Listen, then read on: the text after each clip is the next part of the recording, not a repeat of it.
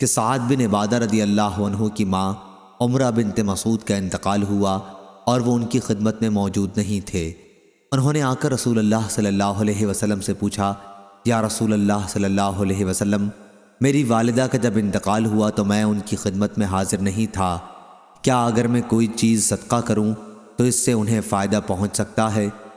آپ صلی اللہ علیہ وسلم نے اس بات میں جواب دیا تو انہوں نے کہا کہ میں آپ کو گواہ بناتا ہوں کہ میرا مخراف نامی باغ ان کی طرف سے صدقہ ہے۔ صحیح بخاری حدیث نمبر 2756 کہ ایک صحابی سعد بن عبادہ نے رسول اللہ صلی اللہ علیہ وسلم سے کہا کہ میری والدہ کی موت اچانک واقع ہو گئی، میرا خیال ہے کہ اگر انہیں گفتگو کا موقع ملتا تو وہ صدقہ کرتیں، تو کیا میں ان کی طرف سے خیرات کر سکتا ہوں؟ آپ صلی اللہ علیہ وسلم نے فرمایا کہ ہاں، ان کی طرف سے خیرات کر۔ صحیح بخاری حدیث نمبر 2760 کہ سعد بن عبادہ رضی اللہ عنہ نے رسول اللہ صلی اللہ علیہ وسلم سے مسئلہ پوچھا۔ انہوں نے عرض کیا کہ میری ماں کا انتقال ہو گیا ہے اور اس کے ذمے ایک نظر تھی۔